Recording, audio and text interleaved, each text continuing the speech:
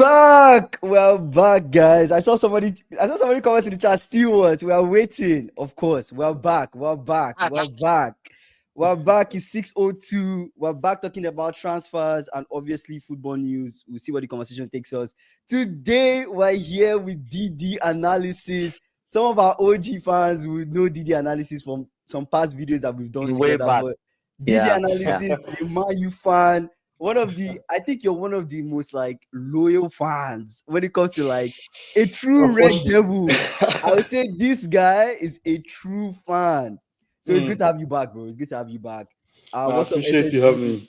Yeah, is man, bro. So DD analysis is in London. Is kind of late where you're at, so we're trying not to keep you too long. But yeah, we'll dive into some of the interesting things. Let's talk about Chelsea. I know Chelsea fans are excited to talk about their preseason game with Leverkusen and how everything looks good. So, what are your thoughts? Estevão, it looks solid. Palmer is still Palmer. Wow. It's a lot of wows. A lot of wows. For those that watch that game, a lot of wows. Like, just I think maybe we've actually been underestimating Estevão. Because the boy looks like he's been in Chelsea for like 2 years. Yes, He looks like he's been in Chelsea for like 2 years. He was just calling for the ball. He doesn't understand English. Let's remember. Calling for the ball, receiving the ball, moving with the. He's not even scared. And he's 18 yeire old. I'm like, Kopama one side of the pitch, looks up, see his brother, sprays the ball across. The link up. At some point, I saw Kopama do like a shoulder pass to this boy. Yes, and I'm like, what the hell? I'm like, look at this guy's doing. Bruh. You understand? I was really scared. Like, oh my God. But at the same time, we played Ten Hag's team, so we should not get too excited.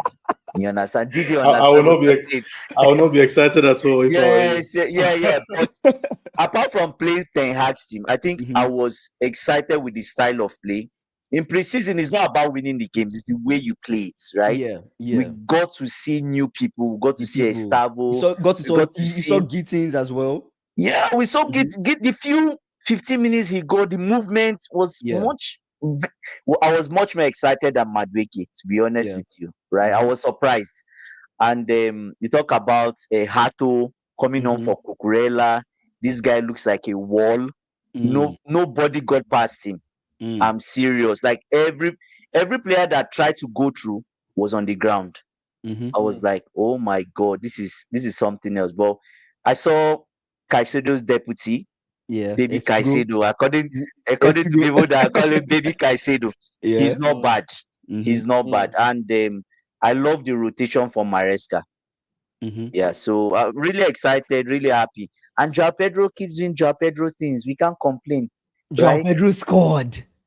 I've been saying this on stream. I've been saying that when I think of all the people that scare me in Chelsea, it's Joao Pedro. That guy can play. How do you tell this brother to come from the beach to go to the Club World Cup and he's scoring goals? And he scored today. Delap tried. I saw Delap making runs. I saw Delap sending balls to Delap. Nothing. Right? He should have scored. Delap should have scored. It's crazy. I feel like Delap might be feeling some sort of pressure, though. Do you think so? What do you guys think? Delap feeling that pressure? I don't know. Maybe Didi should go first. I don't know if actually I don't know. I've not watched enough of him. I also have watched enough of him to really say if he's feeling the pressure. I think okay, Magnifico, you have Didi analysis. Magnifico, we brought a Man U fan. Didi we need to give a bomb to Didi analysis, bro. What you say? We need to give him a bomb on this line. It is a bomb. We give people that give good takes a bomb. We give Didi analysis a bomb, bro.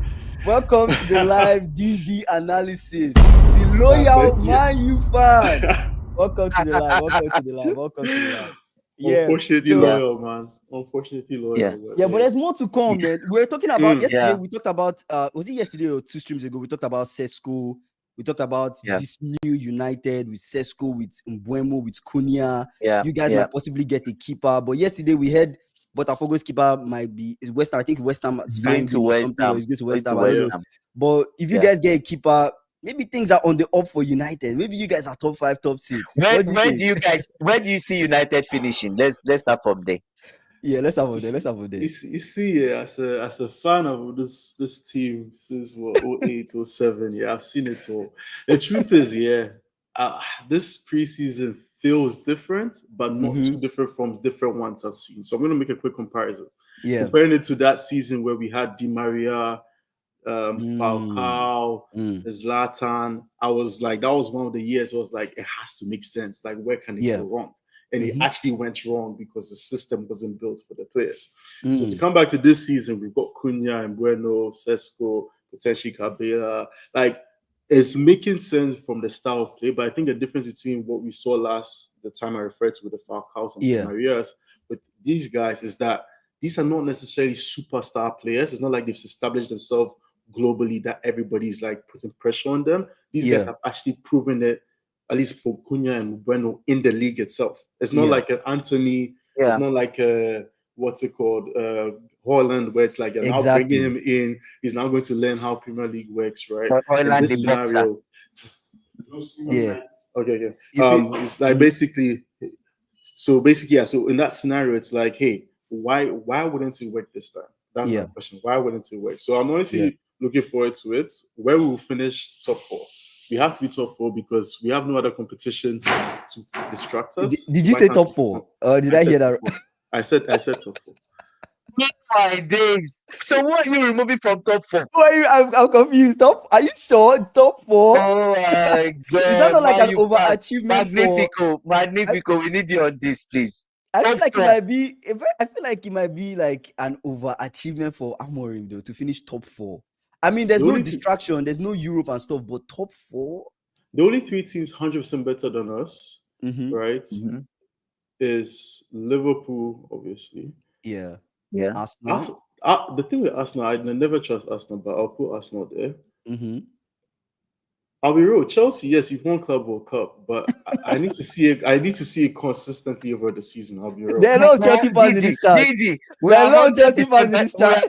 are 100% better than Man U. The game I watched today. I'm not saying you're not. I'm just saying let's see how the season goes. Let's see how the season goes. And then okay. Man City, Man City. So hey, we'll find a way. That's what I know. Man, this season we'll find a way. I mean, that's ambitious. SSB saying top 6 finish. Top 6. I think top 6 is realistic. You think top 6? For me? Yes. But okay, if you say top 6, list your top 6. List your top 6. For me? Yeah, for me, list your top 6. Yeah, top 6, maybe Liverpool, Chelsea, Arsenal, Man City, Aston Villa, and Man U, or Man U, Aston Villa. So Man U can come 5th, then Aston Villa, right? Or then Tottenham maybe 7th, right? But I don't think United is going to enter top 4. You don't think so? Teams there. But don't forget though. Don't forget. United has one more. You know, the way I look at this rebuild at United, this is the foundation.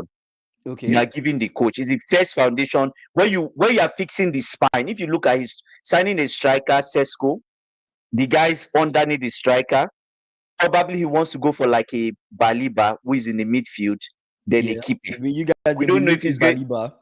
Yeah, we don't know if he's going to get that keeper, but you see that he's trying to fix that spine first. After you fix the spine, then you can now start adding other things like the branches, right? So I think one more transfer window will push you guys. But now it's now up to. Is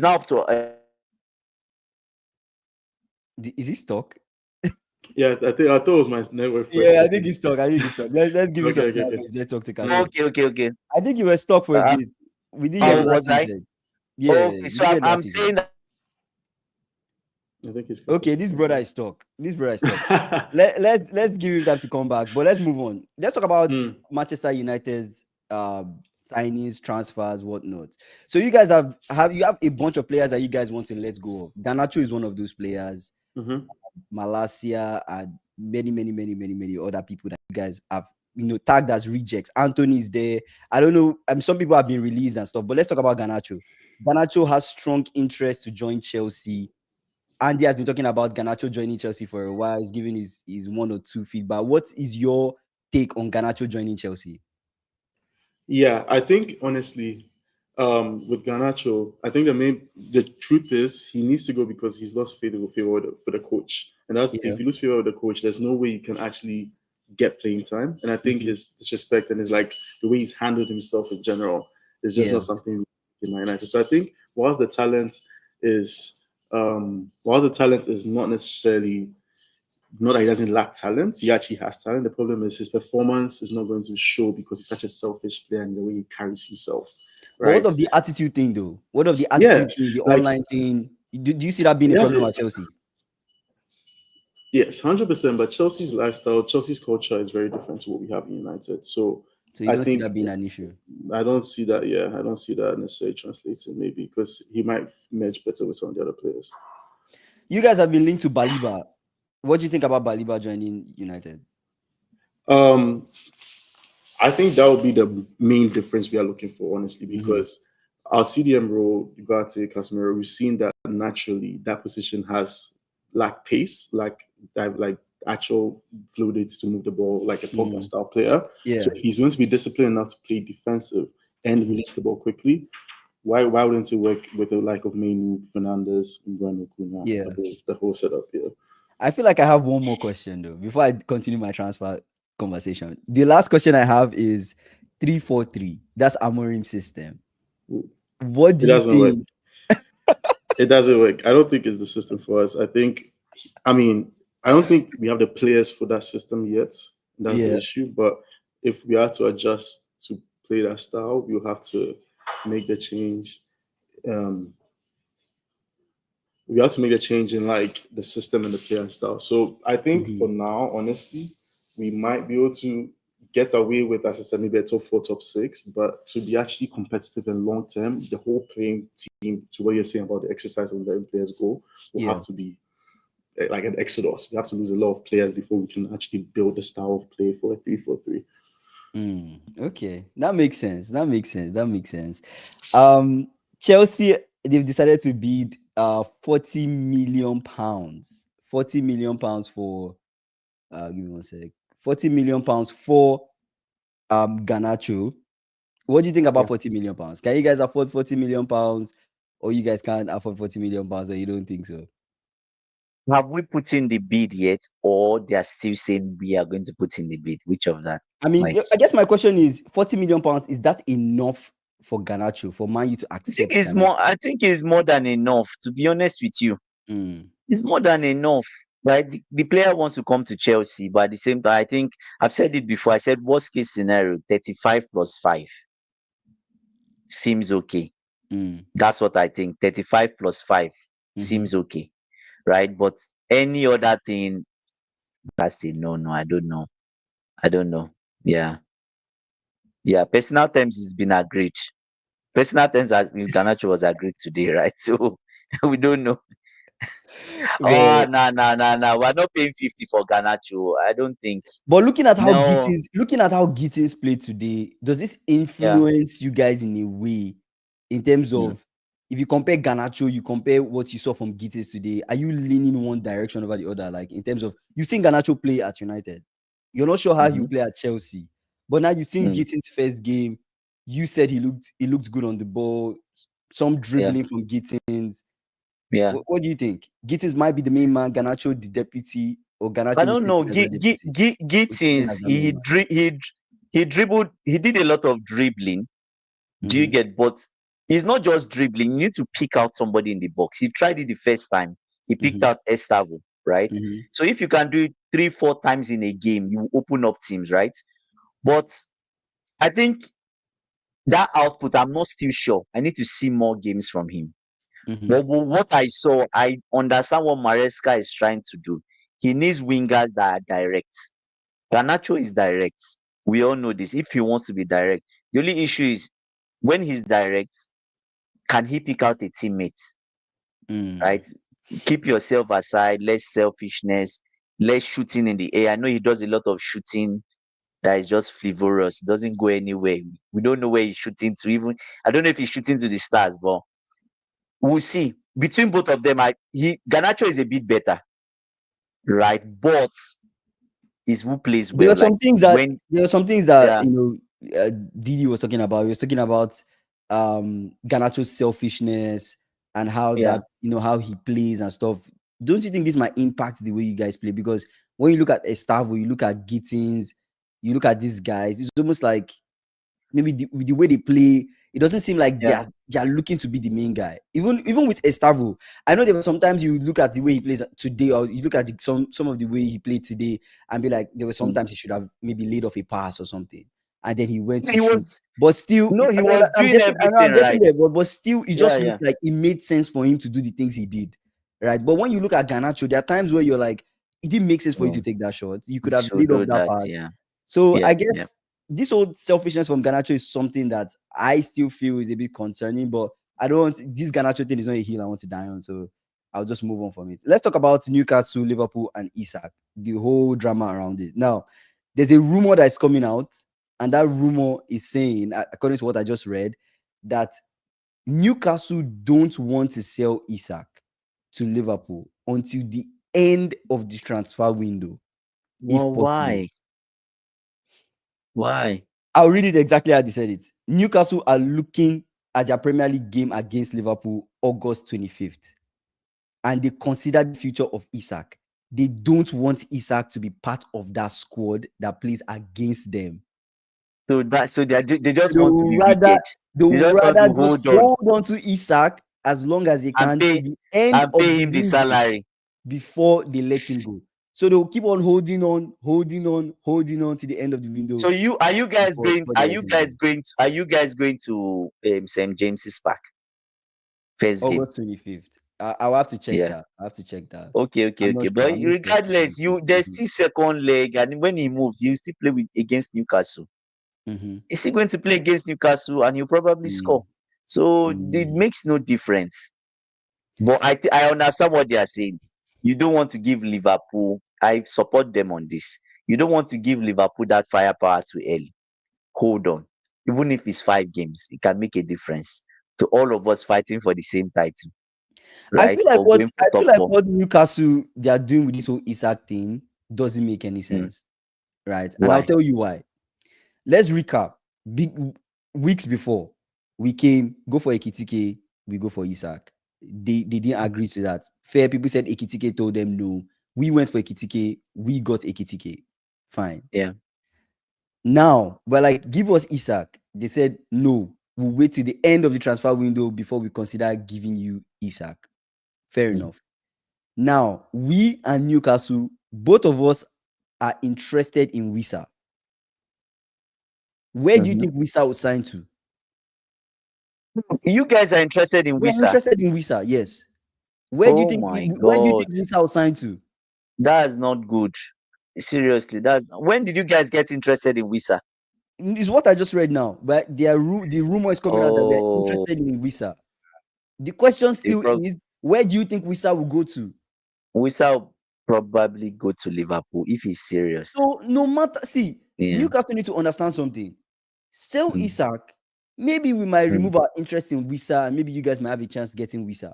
But if you keep doing this whole thing with Isak, holding on to Isak, this is a war. It will lead to all loss for Newcastle. They will lose. They will be the biggest loser out of all the old deals they go for. They will lose out on top players. Sell us Isak. You go for Wissa. I don't really think we even need Wissa like that. I don't really think we need him. But if we have Wissa on my team, I would take Wissa. You think I won't take Wissa on my team? I would. Wissa is good. He's a good. He can play on the wings, like I said before. Like I know last season he played more since Tony left, he's been moved to play as a 9. But before then, he wasn't a 9. He wasn't a 9. He was a winger. From what I remember watching Brentford games, anyways, he played more as a winger then, and sometimes he played as a 9. But his last season, I know that yes, he played so many games when Tony left or the season before. So we'll see. But man, you guys going for this is just Newcastle is just bad. It's bad. It's bad. Now, reports today are coming out saying, desperation. Like it's more of a case of like how do I say it now? There's a word I'm looking for, but anyways, forget about the word. Isak coming. Let's see what happens. Now there's today they have a 3-man list for strikers, right? And now they've told Chelsea, they want to consider other options first before they go for Jackson. I'm like, why? So now they are trying to like do the long game with us, and I'm like, Newcastle, whatever, we'll probably sell our striker to somebody else for 60 million. We're not that desperate. Yeah, they're completely. See, you get what I'm saying? I don't want to get pissed off recently. I feel like I've been holding back my emotions when it comes to Newcastle and the way they've been handling their movements. I don't like being like. Let me track back and say what I want to say. I don't like the fact that in order for us to get Isak, they are making us jump through these unnecessary hoops to get Isak. Yeah. It doesn't make any sense. It's actually very stupid to me. When they I don't think Isak a long time ago and moved on. You've lost Ekiti, you've lost Sesko, you possibly lose out on Wissa just because you're holding on to Isak because you can't let go of Isak. Why not let go of Isak? Go and get Nicolas Jackson. We spoke about this yesterday, how Nicolas Jackson, Elanga, and Anthony Gordon, those front three could actually work if it clicks. But no, they want to hold on to Isak. It makes no sense. It really makes no sense. They will keep on doing this Isak thing. They want to wait to the end of the window before they sell Isak. They should wait to the end of the window. Forget Newcastle and Isak. Why is Liverpool so greedy? Why do they want Isak? Is my question here. What else? That is the real question here. It's a straightforward. Why do we want? It's a straightforward thing. Think about it. We lost Diogo Jota, unfortunately. Nunes, Al Hilal. Luis Diaz, Bayern. We've lost 3 people. 3 forward people. 3 forward people that play for us, right? Out of the 5 we typically rotate across the 3 rows. Now we signed Ekitike. You get what I'm saying? We want to sign an actual 9. Ekitike is raw. He's young. He's a young talent. He's raw. We want to sign. Someone is asking you, why does Man U want Sesko? I beg. Have you seen? I know. Why does Man U want Sesko? Oh yeah, thank you, Stewart. Chiesa is also going as well. Stewart just said it. Chiesa is also going. Yeah. Chiesa is also going. So it's crazy. Newcastle played the Ekitike situation totally wrong, and everybody saw the weakness.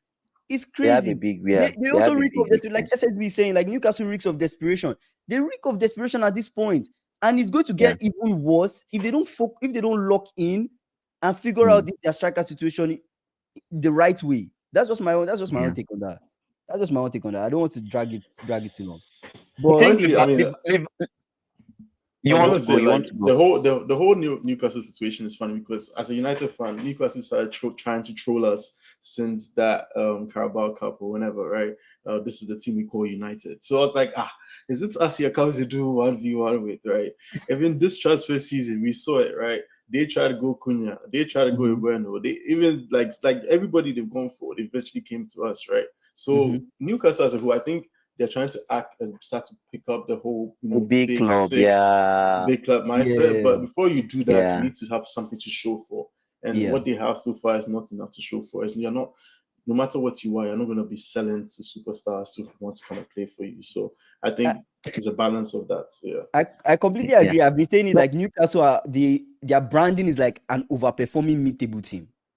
At the end of the day, players will not go to Newcastle. Players will not go to Newcastle. If you tell me as a player, Man U, Newcastle, I know Man U finished 15th last season, but there's history at Man U. Some of these guys grew up as Man U fans. They grew up. Okay, there's reports that came out that Sesko is going to take a pay cut, right? Yep. I saw Sesko is going to take a pay cut to join United. That's Man U. Yes, Sesko is going to take a pay cut to join United. God. So it's not just, Sesko, it might not just be about the salary. If you think about it, it might actually be that he wants to go to United. So Newcastle don't have the branding. Forget the Arab money. Nobody cares about that. You don't have the branding. You don't have the pool. You can't spend it. It's not happening, bro. It's not happening. That's just how I see it. Actually, funny that you say this. I watched someone on TalkSport. This guy he has very controversial takes. But anyways, I agreed with him. He said, "Oh, why are Newcastle fans crying foul? Man U, Newcastle going for the same player, and he decides to go to Man U. Man U is a bigger club. Forget that they don't have Champions League. Soak it up. Water is wet. Man U is a bigger club. You're not. People should stop saying, "Oh, Newcastle is a club that is sleeping giants." No, the history is different. When you put history to history, Newcastle can't compete. You can't compete. Right? And in the last 20 years, or the last 25, what am I even 25? Let's say 25 years. Last 25 years, even top six, in top six, they hardly entered top six. Maybe just twice. So all this is kind of affects, right? The Saudi money that they have, they've not been able to spend because of FFP, right? So they don't have money. Let's put it like, if you say you have money and you can't spend it, what's the use of the money? You don't have the money, right? So at the end of the day, Man U can say even pull levers. Man U has so many fans. Even if people will say your 25% owner says you people are broke, I don't believe him. You don't believe Man U? You don't believe Man U is broke? No, Man U is broke. No. Have you seen their stadium? No. Wait. Wait. You guys should understand something. They had internal talks before they started school. Wait, first. No. When you say a club is broke, what comes to mind is Barcelona. Okay. That is being broke. Yeah, but there are levels to brokenness, though. There are levels to brokenness. That's what I'm saying. You no, when you think of Man U, if you're comparing Man U as a big club, what other big club around Europe comes up? Real Madrid. Let me give you this same level like Real Madrid in terms of finance. They are a broke club. Let me explain this. It's just like someone that used to fly private jets. Yeah, he had like 2 or 3 private jets, flying a private jet, and suddenly, he's crying for I can't fly my private jet again. I have no money, but I'm going first class on commercial plane. Bro, you're still I okay. get where you're coming from. Yeah, but you're still okay. At least you're not using train. You're broke. I think the argument here is that. I think the argument here is that to your point, right, about having 3 private jets and having going to go first class. I think when you look at the numbers in terms of most profitable clubs, in terms of revenue, in terms of brand, as you said, is Madrid, United, Barca. That's top 3, full stop. Everybody else fights for in between. But the United's revenues is coming from jersey sales, coming from sales from games to the tickets, because the tickets are super expensive to go watch the games. They're making more money from the commercial aspects of the club than the actual performance in the club. Right? We're not in Champions League. We're not getting Champions League bonus. We're not in top 4. You're not getting top performance. So all that to say, going back to some of the comments Ronaldo was making when he came back to the club, he'll say some of the facilities he saw in 2008 is still there. That's signs of a club that's broke. That's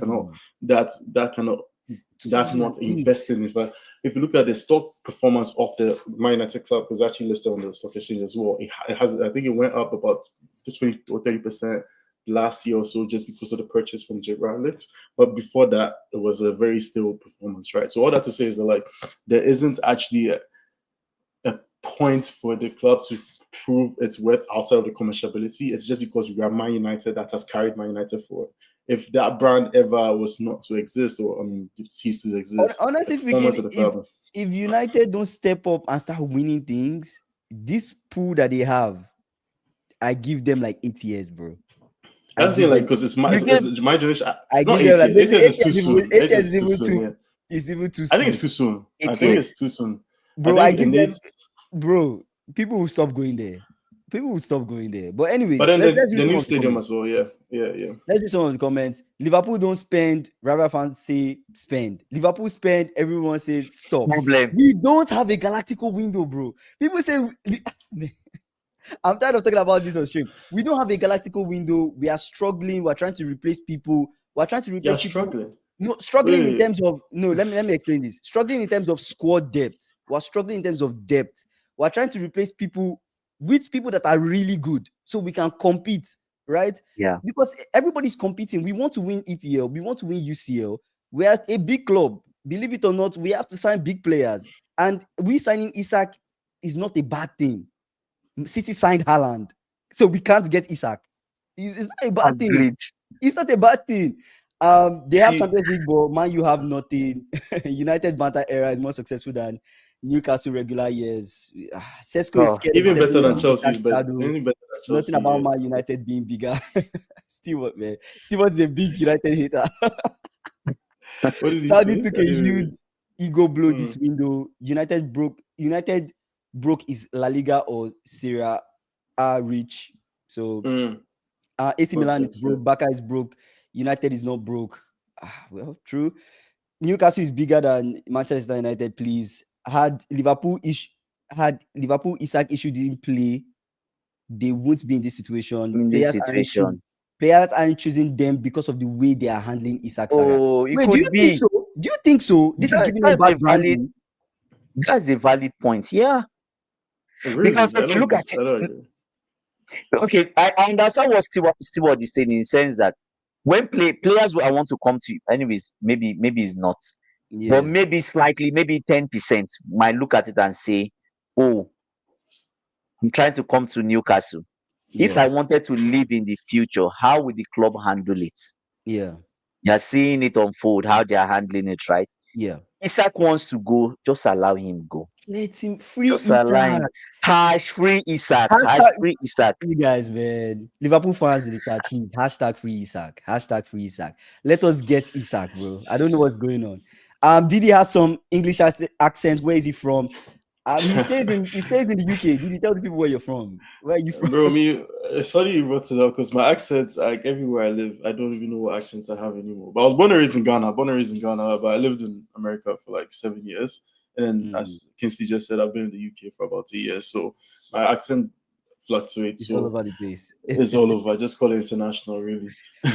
8 years. Remember how long it took Liverpool to win Premier League? Yeah, true. It took us a long time. Actually, it took us a while.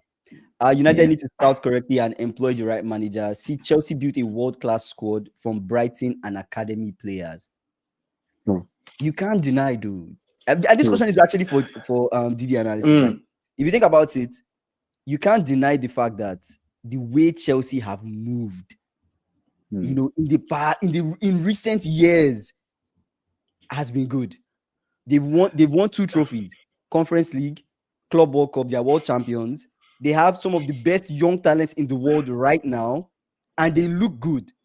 They look like a team that can actually compete. They look like title contenders. I know people won't tip them. We actually look better than us now. But compare preseason, if you compare Chelsea play today, if you compare how they played against Leverkusen, you compare how Arsenal have been playing in their preseason, you have to link Chelsea is looking really good. They're looking really good.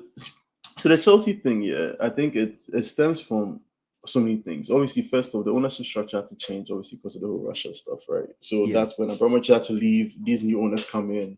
All this flood of money comes in different ways. Then they start all these 8-year contracts, trying to finesse all these financial fair play rules, right? All that I'm saying is that we saw them literally have 2-3 sets of 11 players that they've had, and now they are doing the exodus of letting some of them go here and there. Point is, Chelsea is able to do this now because of that investment they've made. Was it through good scouting? 100%. Good scouting, but a lot of money as well to be able to experiment. And not everything has worked out, in my opinion. Like, look at the Mudryk. Mudryk was good, but like obviously he has his own personal issues. There's a lot of things that people will lose focus on because they've got so many players that like they did so many try and error that like, remember, Chelsea wasn't doing anything the last 2 years. Like, nobody was talking about Chelsea. It was like everybody else forgot about them. So the point is, how is it different with United? The thing with United is our brand is such a big thing that after Fergie left, we are so focused on getting big players. Like, let's bring in the big players, let's bring in the big coaches. And then now it's like, okay, clearly that didn't work. Let's take a step back. Let's take a younger coach who may try something. Let's get a bit of different type of players. So maybe we need another 2-3 years to become back. But my personal take of Chelsea is just all noise, man. This club all noise. listen. This club you think it's all noise. Listen, Magnifico. Okay. I like the comment from Magnifico. Please read it and let me address it. We'll address exactly. it. They just sign in volume. Chelsea have no strategy. They just sign in volume. Exactly. Magnifico. If you work out. If you say we have no strategy, no. Let me tell you something. I don't believe things happen out of luck. Yeah. You have to see a tendency. Now, when we finished 12th, everybody would agree that Chelsea was total chaos and we're not organized. And it felt like we were trying out stuff, trying out in terms of the profile of player, the profile of the manager, right? Which they got wrong. Now they learned from the first season, came into the next one and said, okay, maybe we should not go for this type of profile. And they cleared them out. They cleared out Koulibaly, they cleared out so many people, if you remember, right? Cleared out so many of them. They moved on to another type of. They came in with Madueke, Jackson. We decided that okay, we are going young, under 25. Yeah, that was it. They changed the strategy. Before it was super experienced and we want to win stuff now. They changed that. Then the next year was okay, under 25. Everything under 25. And clearly we've stuck to it. Under 25, everything we've done in the last 2 years is under 25. Right? Okay. The next thing was we need a manager that can tender and grow young players. Yeah. Enrique was part of that list. Pochettino was part of that. Unfortunately, Pochettino came in. Yeah. Pochettino did his job, right? Yeah. But it wasn't good enough to them. I remember when I told you last year, I said Chelsea directors released a 40-page document to the board and the owners why Pochettino should not continue as coach. Yes, I remember. Right? So, and he was sacked after that 40-page document and presentation was made. So clearly, they went for Maresca, a championship manager. People laughed at the idea, but they saw something in him in the sense that, oh, he was trained by, or he learned under a good manager, which was Guardiola. He's had success with young players. City Academy, younger players, there's success in what he's done. They brought him on, and to be honest, he's done well. Right? So there's a clear strategy there. If rival fans, whether they like it or not, and they don't see it, it's fine. We Chelsea fans, we are seeing it. But it's working, right? Yes, we're not signing players that are above 25. Now we are stacking for each position. We are stacking at least 2 people. Now we're stacking a main person, a second person that is more like a deputy, and we have a third person that would come in the future. Just in case that deputy doesn't work out, is not good enough. Main person we flip exactly. We flip that value, improve the value of the player, and we resell. Madueke is an example. Jackson is an example. Jackson was bought for 33 million. He's going to go for nothing less than 55. That's so. What are you saying? So that's strategy.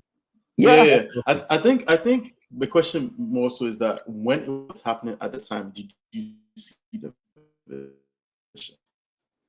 Right, because it's easy to look at things from hindsight and to see, okay, now it's working, so it makes sense. But was that always like? I guess the reason I asked that is like with us, United now, when I joke and say we're going to be top 4, it's like, is there a vision that I see that I'm like, okay, are we going towards a path that would make sense long term? I think I do see that a little bit, but I guess my question for you, a couple years ago when Chelsea was still not what it is now. I mean, I don't think you guys have done too much since then. My point is did you see the vision then? In the first year, I saw no vision. We felt we're disorganized. Everybody could agree there was no vision there. The next year, when they came up with this, we're not signing anybody above 25. We want to go for a certain profile. I'm like, is this strategy going to work? That was the question I had in the second season. Right? We finished from 12th and went to 6th. I'm like, maybe this strategy is working, but would it win us trophies? That was another question I had. Right? Maresca came in. You can argue that Maresca has overperformed. He has. Let's not paint the room red or say no. He's overperformed. If you ask me, he has overperformed. What was the expectation with like Maresca had coming to Chelsea? What was the expectation I guess Chelsea fans had, or even Chelsea themselves, the board had for Maresca? Because if you bring a young manager and you sign young guys. Cole Palmer, one of the best young talents in the world, by the way. You guys didn't know that when you signed him, but he proved to be that, right? Would you say there's been some sort of luck that's come into play with this strategy, or the strategy has been clear from day dot that this is exactly the plan when it comes to the way Chelsea have moved? I think it's been clear from the moment they told Pochettino to go. It's been clear for them to release a 40-page document. They even criticized Pochettino's training methods. His way he's training methods, tactics. So many, like if you go back, if you have tried to have a read or even snippets of what you'll be surprised at what the ball. When you look at that, you think that okay, maybe these technical directors, they have kind of had an idea of what they are trying to do. Yeah. Right. You can say I won't say we've been sort of lucky too, in the sense that you talk about the Club World Cup. We're placed right. We lost a game. That loss to Flamingo put us in the right path put us in the right part of the bracket, which is long. But if we didn't win all the games we were meant to win, we wouldn't be world champions. I didn't want to say, but I just had to say, right? So that's it. So in second year, in second year, I would say there was kind of like, okay, let's see if the strategy works. In the third year, we're like, oh, this strategy would work, but how soon are we going to see results? That was the next question. But for us to have obviously Conference League is a kind of a lower stuff, right? But Club World Cup, I would say we are a bit ahead of schedule. So that's why I'm not going to raise my expectation. I watched today's game and I'm kind of like excited. Estevão was signed 2 years ago, or 1.5 years ago. Kendrick Paez, which is he's not here.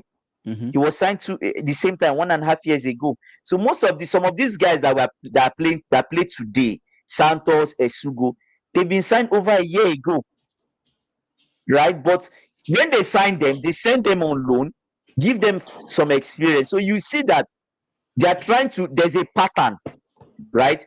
McGill was signed when he was like 18 or 19. Clubs were bidding for him. Chelsea are like, no, we're not selling him. He's part of our core plans. What did they do? Loan him to Sunderland, and they have assurance of certain amount of time he must play games. If not, they'll call him back. So you see, there's a kind of like a clear plan on everything they are doing, right? And they are following it through. You asked this question last week. You said, oh, United, like 2 months ago, it felt like United were trying to move towards the under 25 stuff. That came out. Rumors. United wanted young players. There were rumors. Then they went to Premier League proven recently. Yes. Right? Then I think United scrapped that and like, oh, it might take longer. Okay, now let's go for Premier League proven. Yes. Right. So that's when you guys went for. But they signed Sesko, and Sesko is not yet Premier League proven. He's a great striker. It doesn't matter. It doesn't matter. Right? If you see a good deal, if you see a good, they are going for Baliba too, right? Yeah, Baliba, Premier League proven. My advice for Man U is that based on Chelsea, you have to fund Brighton. See these guys. We funded them to £250 million. Quite like any player you buy from Brighton, there's an 80% chance it will work out.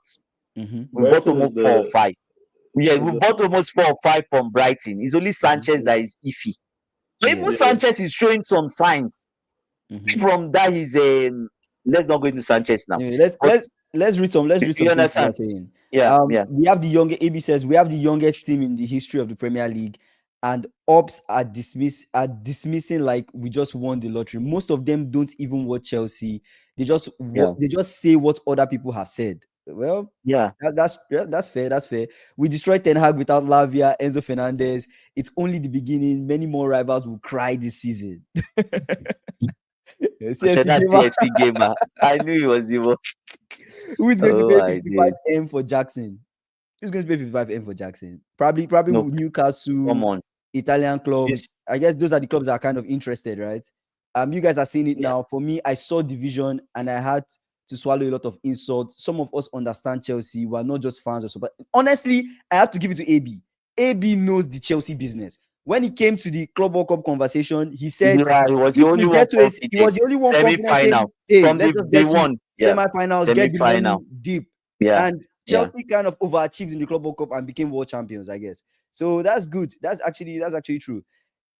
See, I bind and cast Baliba going to Manchester United.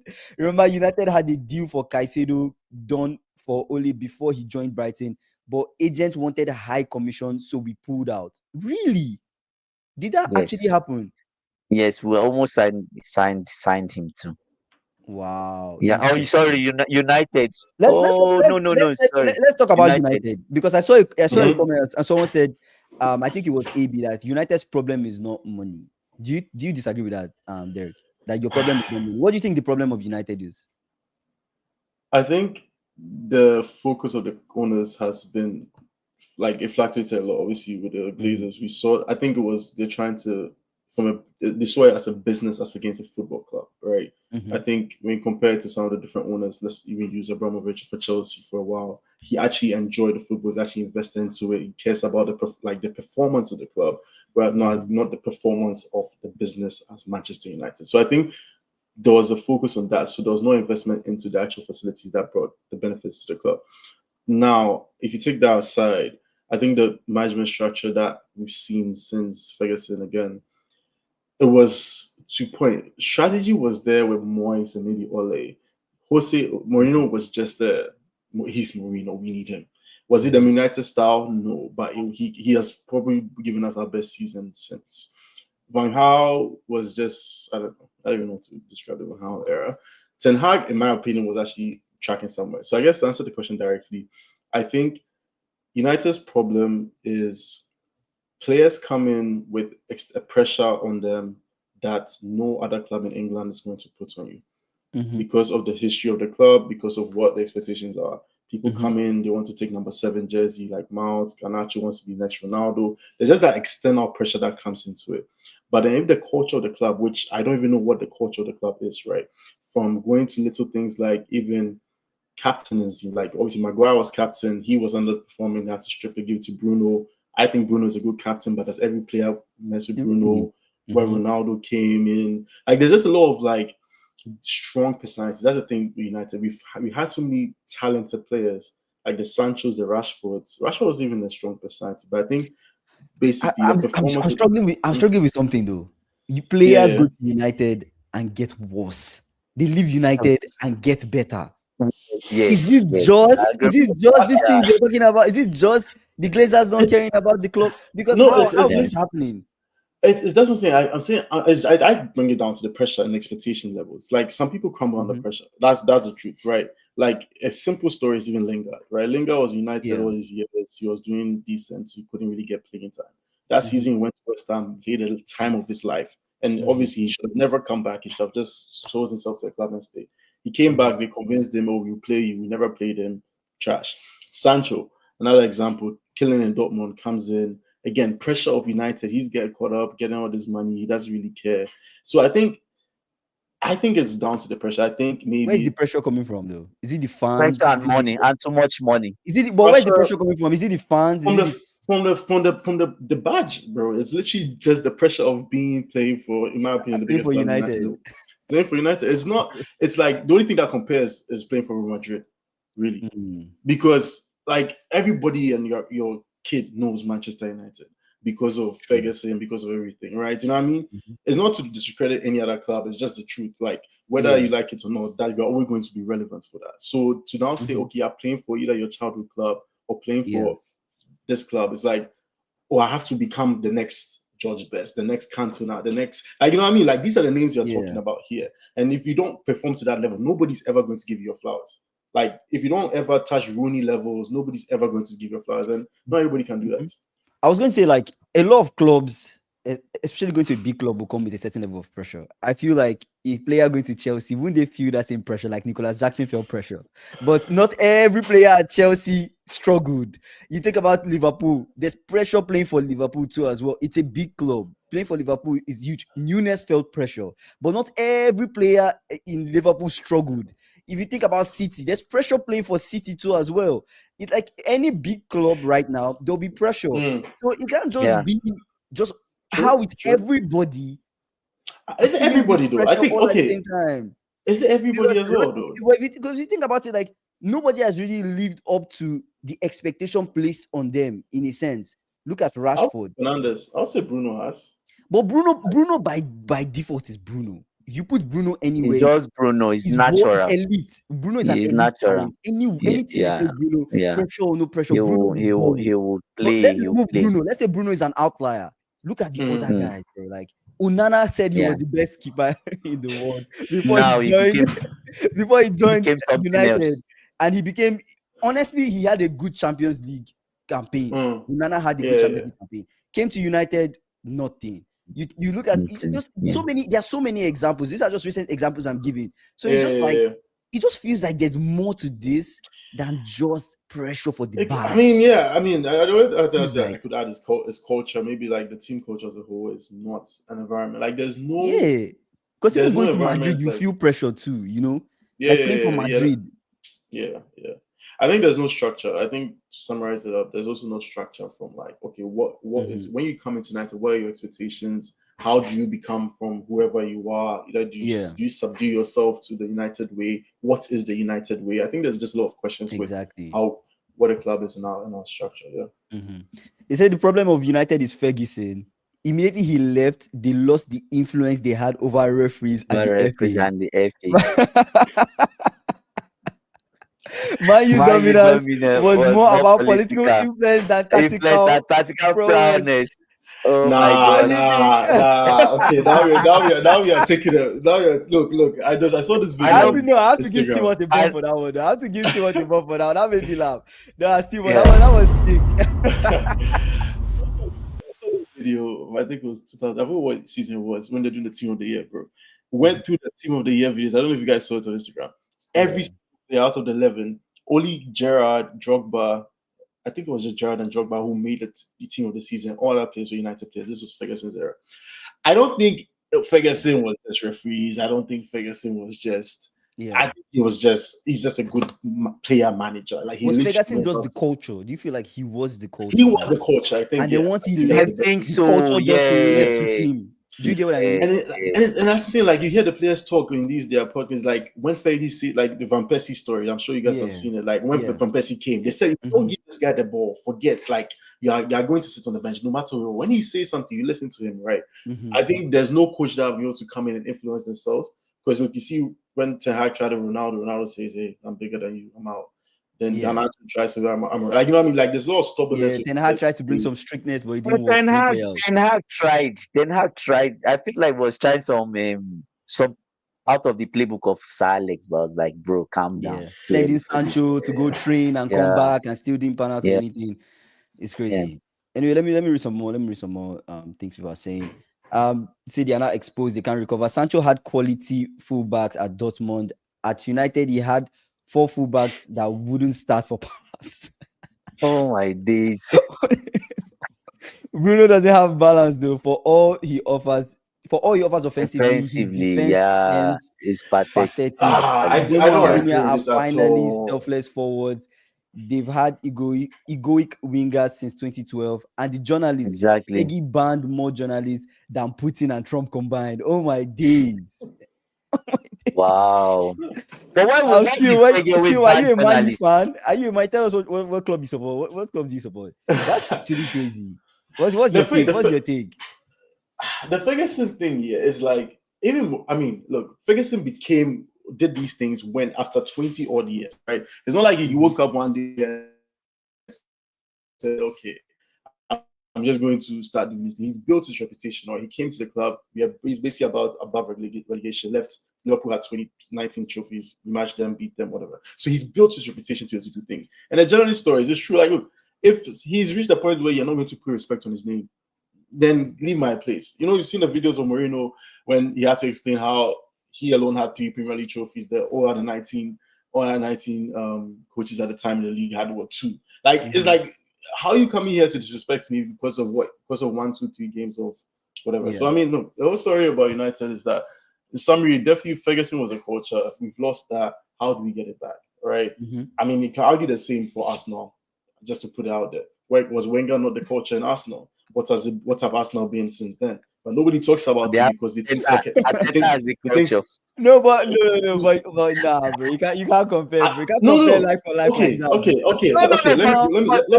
They're not winning trophies, but the players are not getting worse, bro. Like, okay, the thing about players getting worse, I don't even like. Arsenal will definitely not finish 15th. You know that will never happen. I see what he's saying. I get where you're coming from. I see what he's saying in the sense that it was when Arteta came, he brought some sanity. He brought back that culture that because he played under Wenger, right? So he brought back some sanity, and he saw he was Aubameyang by this person by. You don't have the good your attitude stinks by. So you get what I'm saying?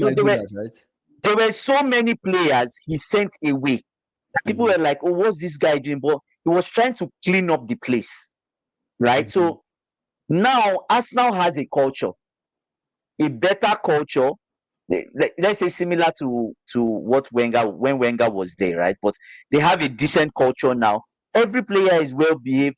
Nobody's going to You don't see Arsenal players, they are posting something on social media and someone else liking it.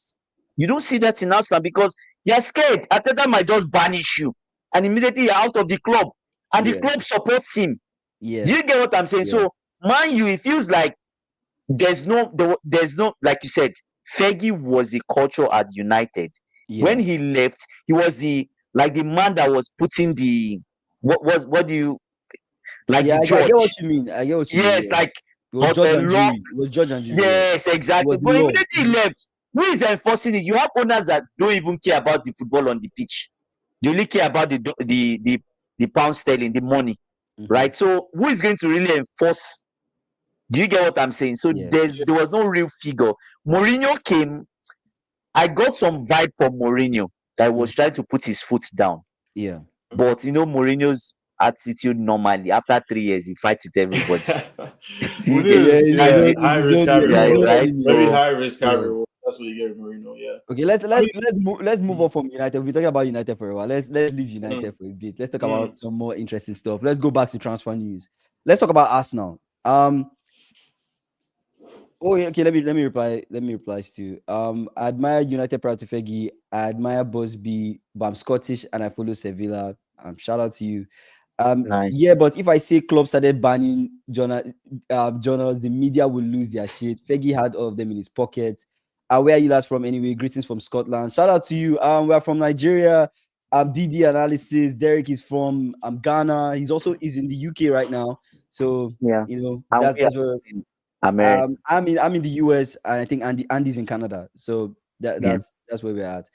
Ferguson was not the culture in United, but the standard overall. England. But the standard over England. Sorry, I read that wrong. He was even honored by the late. He was. He had influence. True. He had influence. He kind of had that. You just had to respect him. You had to do. You don't want as a young player, Fergie can ruin your career. Let's just put it that way. If you don't respect young players, bro. Look, if you don't respect yourself, feeling it, bro. Anybody if you don't respect yourself, you feel it. You're not bigger than the club. That's the culture he brought. Yeah. We'll see if Amorim is able to do this. I mean, Amorim has come with that energy. Like maybe he can instill some sense of culture. But I feel like in order for Amorim to really do it, it's almost like he needs to get that audacity by winning something. Do you get what I mean? My spirit, like, next season, if he makes you guys get UCL spot and wins a trophy, I feel like oh my god, everybody, United fans, when a player starts misbehaving and Amorim comes out and he's like, this player is misbehaving, even United fans will back him because it's like exactly evidence, right? Amorim is doing this, and we don't want our club to fall apart or whatever because of one player. The club is better than the player, right? But I don't know if Amorim. The only problem with that, just to like end this point, is that the whole trophy and we will be happy.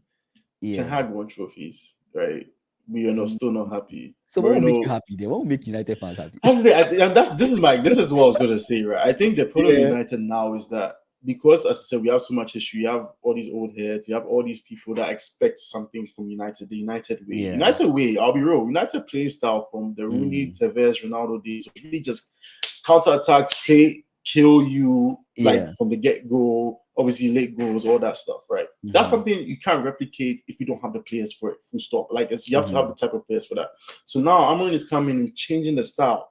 So it's like people have to warm to the style of play, and that doesn't have to be the United way. Are people going to be fine with that? You know what I mean? That's the kind of thing that I think United is facing, is that going away from what has worked in the past to try something else to see it would work. Because every other club is pretty much doing, I'm saying what but like following a framework, right? United is trying to do something else. Okay, let's see. Let's talk about Arsenal. Arsenal is no surprise to us. They are interested in Ademola Lookman as an alternative to Eberechi Eze. What do you think? They might not be going for Eze. I think Lookman is the guy now. Can Lookman step in and be that creative 10? Because we talked about this. Arsenal need a creative 10. We saw them preseason. They've not really been looking creative. When was the last time you remember Arsenal scoring from open play? It's been a while. They've been scoring from penalties, corners, set pieces. It just doesn't make any sense. What do you guys think? Ademola Lookman over Eberechi Eze? After they had that preseason game, I said, like, if I was Arteta, they should have an emergency meeting, board meeting and team meeting. We have no creativity in the team. We have no 10. Like apart from Saka, who Odegaard is off and on. He's like a light switch. Even in games, it's more or less like 5 minutes you see a different player, and 20, 10, 15 minutes you don't see Odegaard again. It's like he's gone. Different from when you compare likes of Kopama. Kopama is always there. He's always, if you close your eyes, you will receive, you collect. Do you get what I'm saying? You now add the extra. So you see people that are consistent even throughout the game. Arsenal needs a 10. It's an emergency. I know people are giving Arsenal fans, they're giving an excuse. Oh, Gyökeres is just coming to England. It's just this. It's just that. Estevão is 18 years old. I don't like to compare. Played his first game. He doesn't speak English. The brother scored. You know how many chances he had? He scored. So what are we saying? Yes. You know how many he could have even had 2 goals. So that's what I'm saying. By giving an excuse for Gyökeres, there is no creativity in the Arsenal team. There is no creativity. And another thing, the coach himself needs to change his style of play. I was going to say that. Yeah. I noticed today that Chelsea, what's his name? What's that boy's name on the left wing that was playing? George. Is he George? Is that his name? Tyreek George. Tyreek George was giving some long balls, and I noticed also Kopama trying to find the lap. Do you feel like Arsenal need to adjust now with Gyökeres? Maybe they start looking out for Gyökeres runs, sending long balls to Gyökeres. What do you think? Didi, let Didi go. You see, this is Gyökeres thing, yeah. I mean, you don't rate it. I mean, look. You don't rate Gyökeres, or it could be this. You will see. Time will tell. But point is, right? I think to exactly that they can't play because Arsenal is on the ground. They've tried to play on the ground work. They try to play like Guardiola-esque football in terms of actually they are doing play style, but they score goals. You can only score goals through set pieces, right? So now it's like, okay, on actual play, like how are you gonna play? Gyökeres is a great signing for Arsenal because, to be fair, that's what they've lacked. They've lacked actual finishing, full stop. From Jesus to last season's lack of strikers, they didn't have any players more than 10 goals in the Premier League. I didn't even know that. That's crazy. Anyway, so then now, style of play. If Arsenal switches style of play, how does that affect the likes of Saka? Saka is not going to be a crossing winger, full stop. Saka is a diverse cutting. But he can do it, right? He can do it, but is that his best performance? Like telling Salah to come and do that. You want Salah to do that because, let's say you had the Gyökeres in your middle, right? Would you change Salah's style of play to fit somebody else? Because in the long run, will it make sense? Like when I see where you're going. Yeah, I mean, like when Haaland joined City, nobody really had to. Like De Bruyne was happy because that's exactly who he needed to feed to do exactly what he needed to do. So now the thing is with Arsenal, you're going to sign a player who needs to be fed the ball, high balls, whatever. Do you have the players who are willing to do that on a consistent basis and live with that? And is he going to give you the type of numbers that we saw with the likes of Haaland? If he's going to do that and you're willing to live with it, go for it. But just know that your other players will suffer, the likes of Saka. Odegaard will have to be more consistent. Does he have that in his book? Time will tell. But I mean, long story short, it just feels like they've played without a striker for so long that these players have this very robotic and static style of play, or a style of play that really requires that 10. Odegaard, like Stu just said, Odegaard has fallen off a cliff since Rice arrived. Watch both Odegaard and Martinelli when both flanks were linked. Like the way Arteta plays, he needs a very creative 10 to make things happen, especially with the link-up play between the left and the right. Odegaard felt like he was that link. He picks up the ball, Saka, no space there, back to Odegaard, finds the other side. It just seems like, there's no space there. Tries to find his way into the box, couple passes in the box, and maybe a goal comes out of that. You notice that Arsenal, they were playing like that for some time, and even when Gabriel Jesus was fit, it was more like a false nine for them. It wasn't like Gabriel Jesus was like this Gyökeres type of striker, if you think about it, right? So, Andy, what do you think? Gyökeres, Arteta, change your style of play, maybe long balls to Gyökeres, watch Gyökeres make those runs. Maybe Gyökeres is like a Haaland type of striker. What do you think? I'll tell you something. If Chelsea had Gyökeres and he played today in a preseason match or whatever, Gyökeres could have scored. Yes, because yes, you know why I said Gyökeres would have scored? count the amount of times they found the lap. I counted 7 times. The ball over the top. Tyreek George gave him 2 chances. I saw one from Kopama. I saw one from even Cucurella. I saw one from Cucurella. I was surprised. Yes, so even from the defense, they looped the ball straight in front of the lap. So the lap had the ball like almost like 8 times in this game that I felt like maybe 1 or 2 that obviously the keeper saved it, but you can say he's still raw. Do you get? So Gyökeres did not have that type of service. We can't criticize the brother. He did not have that kind. This brother was starving. It was that bad that he had to run in front of Saka to collect the ball that was going to Saka just to have a shot at the keeper. So what are we saying? So I don't know. I think the style of play is the issue. Now they want to put like what did he say? They always want to put the ball on the ground. It's football. The ball you need to put the ball at the back of the net. That's your number 1 priority. Once you put the ball on the ground, you can go long sometimes. Mix it up depending on the team. Even City goes long. From Edison, you see them giving it to Haaland. If the ground stuff is not working. So I just think Arteta needs to go back. Try and mix. I know he's learned a lot from his teacher. He's now left being the student. We don't look at him as a student. Brother, you are not a student anymore. Do you get what I'm saying? And it feels like his assistant coach, I've forgotten what his name is, but most of the time it feels like it's the assistant coach that is telling him what to do. If you notice it from the sideline, the guy with the glasses, I've forgotten his name. Or even the set piece coach. Yes, they are the ones telling him what to do, and the brother is just holding his hand and he's confused. I have a question. What was the question? No, I was just say, if Arsenal don't win anything, do you suck as Arteta? We've had this. You know the funny thing, we talk about this.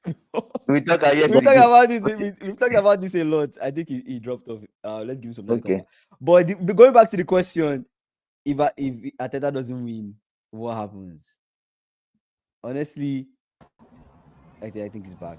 If Arteta doesn't win, I don't know. I think people will call for him being sacked, but I don't think he'll be sacked. I think people will call for it, but I don't think it would happen. Do you get what I mean? Like fans get frustrated, but I don't think it will happen. At that point, then who do they blame? Like, because the only reason why Arsenal fans have not like pushed on Arteta is because they actually like the Luis Enrique is there. They can get Luis Enrique. We gave that take. I said Luis Enrique could actually work. Yeah, Luis Enrique could actually elevate Arsenal. Right? Yeah. They love the players are built for this passing style, high tempo, whatever. Enrique loves his wing backs. He loves his wing backs. He can exploit them. I don't know if Luis Kelly or Joran Timber. He will work those guys out. I don't know if those guys are use them very well. Enrique style, but they have to be. No, they are built for it. I don't Luis know. Kelly runs. Skelly plays more false back. He talks into the midfield. Timber, yes, Timber goes high, but it's still more like a wing back. It doesn't go too high. More like at the mid, it stays more at like the midfield line and then comes back. So I don't know if those guys are built for it like that, but we'll see. Let me read some of the comments. Which number do you think Sesko is going to get? Which number do you think Sesko will get? What number is Sesko getting? I don't even know if I think isn't 14 still available, because I'm feeling like he's probably gonna get like that Chicharito number. That's the only number I can think, because I think there's 19. No, 19 is taken by Bueno. Then I can't remember the jersey numbers, I'll be real, but it's not gonna be anything like he's not gonna pick up Højlund. But yeah, Højlund. I heard I don't know if you heard the news, but Højlund might be going on loan, right? Højlund might be going on loan. So could he take Højlund's number if Højlund goes on loan, or do you think? Should he even take that? Like, that's the thing with these numbers thing. Football is such a pressure of like, you pick a number, then expectations and all these. Speaking about numbers, let's segue into Bobby. Bobby, you know Bobby. I don't know if you forget. People that don't know Bobby, Hendrik. Hendrik at Real Madrid is the number 9. I saw this news and I was in shock because I thought this boy was going on loan. I thought he was going on loan. I thought he didn't have a place in Xabi Alonso's team. I know Xabi Alonso still likes Gonzalo Garcia, is impressed by him. They gave him a long-term deal. Gonzalo Garcia possibly will still be the starting striker for Real Madrid, depending on how Alonso decides to play Vinicius and Mbappe, maybe play both of them as 10s because he likes playing the Amorim style, this 3-4-3, 3-4-2-1, 3-4-3, whatever it is, and playing maybe Mbappe and Vinicius as the 10 and playing Gonzalo Garcia as the 9, but giving Bobby the number 9, that's kind of like a statement, though. It's kind of like a statement. It's kind of like Bobby is here to stay. Is he not just a marketing player at this point, man? Yes, I'm saying AB said sorry. Yes. Hendrick is the number 9 at Real Madrid. Number 9. I think Bobby was going on loan. I thought he was going on loan. I think maybe this loan thing is not happening again. I think maybe it's not happening again. I see it's just jersey sales, man. At this point, look, they're not going to play the guy consistently because Mbappe is still going to play that position whether he likes it or not. And that's the thing. It's like you're putting round or square box into round holes, whatever the saying is. Yeah. He's the actual striker. Hendrick is supposed to be the striker. He's young, but that's his playing style. He wants to be a striker. So, I mean, look, will Xabi keep him? Or would they actually play him is a different question. But the numbers thing, I think these days, man, they're just doing it for, in my opinion, sales. I don't think it holds. Yeah, jersey sales. I don't think it actually holds as much value in terms of playing time. Interesting. But yeah, that's a good thing. That's a good thing. When Xhaka was there, it was far less targeted, and Rice is slowly dragging them to West Ham tempo. You think so? If Victor ends up repeating Nunes heavy Portuguese goals and flops, I've already got his true name. What's his true name? Victor Nunes. Man, that's funny. Building a culture of a football club mainly comes from their high. Do you mean like hierarchy? Hierarchy. Okay. But hierarchy combining with the coach, Mourinho was giving the backing. How am I reading this wrong?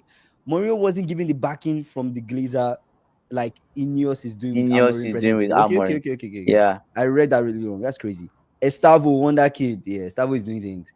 Please, is Arsenal better than City and Liverpool? These two teams are the only reason why they aren't champions in recent times, and there's nothing to be ashamed about it. Okay. My point is, can I address that one quickly? Because the problem is Arsenal fans celebrate that as a fact. Like, that is their celebration. It's like there's always an excuse that, like, the point is they've performed levels. Yeah, I'm listening. Like, you know what I mean? Like, during the season, right? How many times were they first majority of like they've literally bottled it? Let's not call it who was better or not. The only reason why you call them better is because they won it. You had multiple seasons. You bottled it at the end because of your injuries, lack of finishing, whatever your excuse is.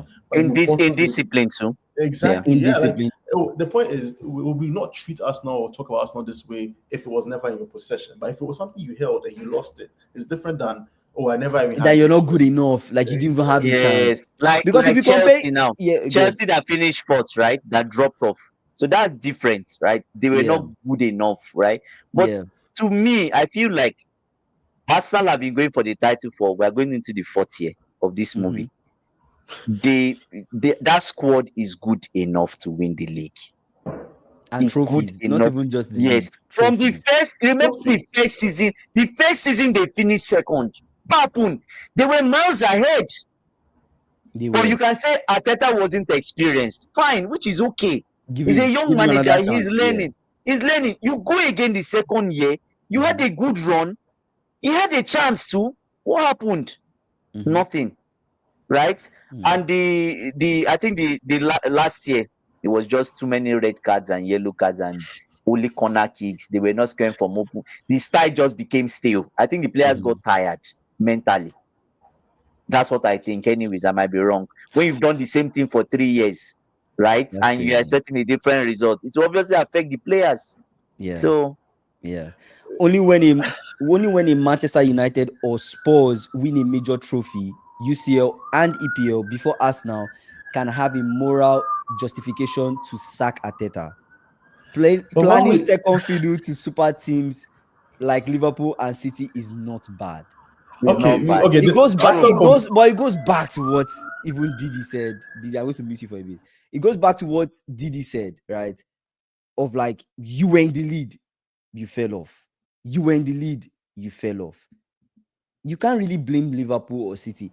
Even us, there was a season where during our transition season we finished 5th under Klopp, right? We finished 5th. Things were not working great for us. The next season we came in, we're not tipped to be title contenders, but we still gave it our all, tried to compete. We didn't finish as title. We didn't win the title that season. We finished 3rd. You guys remember, right? Yes. Arsenal, that same season they had a chance. And they still pursued it. And it was what happened the season after you finished 3rd. You went ahead to win it. The season after we won the league. We're saying. And we won the league in the season where City were not even in form. And out of like City gives you the chance. We are also going to the transition. We have a new coach. It was like a 50-50 thing. It could work, it could not work with Arne Slot, right? We never really knew what Arne Slot to come in to do. And Arsenal, this was their chance. They had the keeper they were looking for. They had the defense they were looking for. Yes, they were missing the striker. But how is that anybody's fault? That's Arteta's fault. He went to sign Kai Havertz. Nobody told Arteta to sign Kai Havertz. Nobody told Arteta to sign Kai Havertz. He signed Kai Havertz. Two things I'll just add, right? The title, the whole about major trophy thing. The bar for major trophy will keep moving around because, in my opinion, FA Cup is a major trophy. United won that. Obviously, Arsenal won it like a couple of years ago. Cool. United won it, Europa League, whatever. Cool. So in the trophy point, Chelsea fans are celebrating Conference League because Conference League gave them Club World Cup. Full stop. Whether I agree with it or not, it's a trophy. Look, that's what football is about. The second point that I think about, if Man United was in Arsenal's position, they would celebrate more than Arsenal is doing. United were in Arsenal position under Mourinho. United, we were second against that Man City team. We were second with Ole. We never celebrated. We were not satisfied. No, So we cannot say we are satisfied. We are not a second club. Yes, we are 16 this season. It doesn't mean we are, My point is that we don't celebrate. We never celebrate till we win. But I think Arsenal, that's exactly the problem I have with Arsenal, is that it's like the mentality of, you got enough. We finished second, then they celebrate. We beat Real Madrid. Yeah, that's our trophy for last season. We beat Real Madrid. She's like, yeah, more than that. Like, especially when I was here, it's funny you see meeting Arsenal fans here. It's like, I'm like, okay, but what else? What else do you have to show for? Anyway, See, Mbappe is better as a floating forward, so I can understand that move. Message for Arne Slot: Chelsea are coming to haunt Liverpool. We always draw. Every time we play, we always draw or either Liverpool win or we draw. Or you guys beat us the last time, so that's fair. We'll see what will happen. If United were in Arsenal's position, they will celebrate more than Arsenal is doing. Please put some respect on Arteta's name. They fell off because they were competing against a better team. Liverpool won last year, not because they were that good, but because the closest rivals didn't take advantage of this. But we won the league long before we lost. We went on some losing streak or we lost some games towards the end of the season. I feel like that was it. Last season was the season where Arsenal should have come in competing with us. I think so. I'm going to be honest. So too. I understand. The only excuse, which not really is an excuse, it can happen to any team, I'll give them, their most creative player was injured. Saka got injured. That did I'll side with Stewart here. That did affect them when they were competing. I feel like if Saka didn't get injured, going back to what Stewart said, they would have had a very good chance to compete, right? Well, that comes Saka getting injured, squad depth plays a role in that sense. So build that depth in that role with Waneri or with whoever you want in that right wing. So Saka doesn't get injured. So the key guys that you need don't get injured. And his slot was doing that. He kept on rotating players, game management. Before you know it, Gravenberch is out. Players are out. He subs in people because he doesn't want to lose his key people. That's important. Arsenal playing Champions League, not Europa League. United were second in one season and 15th the next, but Arsenal has been consistently. But what does second mean, though? Like, what does second actually mean? Second doesn't really mean anything, right? It's just more money. It doesn't just more money. Like, more money to share, but it doesn't mean much. Like, how many you go to a Champions League final, you come second. Nobody remembers. I don't know. PSG beat Liverpool 5-0. I actually, who was it? Don't know. I can't remember. Was Inter Milan? Exactly. No one remembers the second position, right? So nobody really remembers. Anyway, let me give some La Liga transfers and then we can go to final thoughts. Real Madrid are still interested in Vitinha. Vitinha has a release clause of 135 million euros. in his Paris Saint-Germain contract. I don't know if this Vitinha dream that Real Madrid have been having will come to pass. But Xabi Alonso has come out to say he wants a creative midfielder. He wants a maestro. He wants that Cruz replacement. And it seems like Vitinha is that Cruz replacement for Real Madrid. At least that's what Xabi Alonso and the team they are thinking about. We see. I don't know if they will get him. I don't know if they'll get him, but we'll see.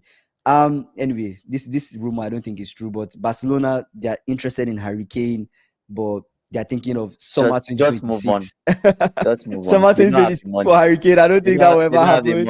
I don't think that will ever happen. Okay, let's see. We're back to Real Madrid. Real Madrid, they are plotting a free agent signing in 2026. 3 center backs: Konate, Upamecano, and Guehi. 3 center backs. That's fake Konate, news. Upamecano, and Guehi. Guehi is probably going to Liverpool or one other club. He's not going to be a free agent. This Upamecano has come up though. He came up yesterday. Several times. And then Konate. Maybe something that Konate is not surprising. But yeah, those are the transfers on my side. Do you guys have any final thoughts before we wrap up the live? Let's start with Derek. I mean, on everything we said so far. Yeah. No, I mean, obviously, look, it's going to be an exciting season. I think compared to the previous ones, obviously, every club in some respect has done some changes, except maybe City. So does that mean City becomes the less relevant out of the top big 6? I mean, I don't look at big 6 because I don't count Spurs. So you're looking at big 5. Changes going forward. Obviously, I think Liverpool are still favorites, very likely to win it. I think, especially if they get Isak, it's pretty much a done deal. I think Arsenal should be the second best team, but again, should be means playing style. Would they change that? Would they keep it consistent? City is always going to be relevant when you have Guardiola, when you have Haaland, but let's see how they merge with the aging group they have. United and Chelsea, in my opinion, the wild cards going into this season, in a sense that now Chelsea have every expectation of having a good season. You can't be world champions and not perform. What would that mean, though? How would they actually execute when the season comes in? With the squad depth they have, it should execute, but then again, we'll see. And with United, we're just going to have I think United's best case is just having a quiet season, right? So let's just see, just Premier League, FA Cup, Carabao, whatever. Just play football that people want to watch is what the fans are looking for.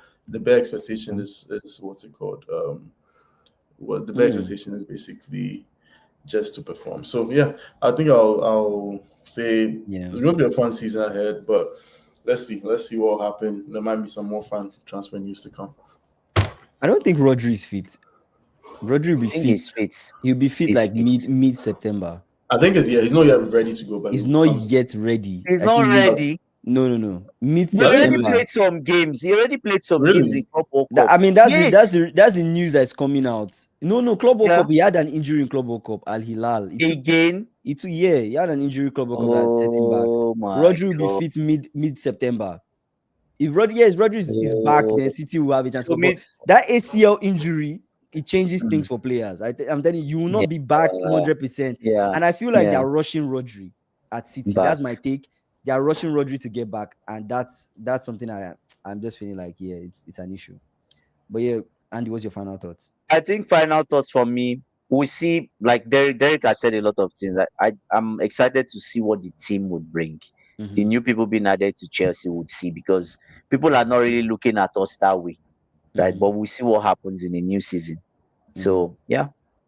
Okay, makes sense. Anyways, you guys, I appreciate you guys for joining our live. I was talking about it. I appreciate you guys for joining our live. We're on the way to 3K, so you guys subscribe. We're trying to grind to these 3K subscribers. If you're new here, please subscribe before you watch something else. We appreciate DD Analysis for joining. Our Man U fan, Man U guest. This guy is a loyal Man U fan. Like I said, he's passionate about the club and everything. Guys, I have an announcement, and I'll keep on announcing it, just like as I was announcing our big stream in the Club World Cup. We have Fantasy Premier League. Magnifico brought it up on stream one day. I listened. You guys, we've answered. I'm going to put the FPL code on the screen. So we have a Football Kings League created. If you guys want to compete, join the FPL. big things for the FPL. We have prizes for the top three. Top three finish. Person that wins $500. The person that finished top. Second wins $250, and the third person wins $100. So guys, join in, compete. To be eligible for this, you have to follow us across all social media handles. Subscribe to our channel, follow us on Instagram, and also follow our TikTok as well. And you guys have a chance. Do all this before the end of August 31st. You guys, I'll keep announcing it. Don't worry, I'll keep announcing it, and I'll keep on putting the code on the screen. See what is asking. Do you have social media handles outside YouTube? Yes. Yeah, Instagram. You can. I'll put the Instagram on Instagram, TikTok, everything. Don't forget, we're live every single day, 6 p.m. CST. So guys, don't forget, join our live 6 p.m. CST. I'll see you guys tomorrow. Enjoy yourself. See you. All right. At football, just look for at Football Kings. At Football Kings official.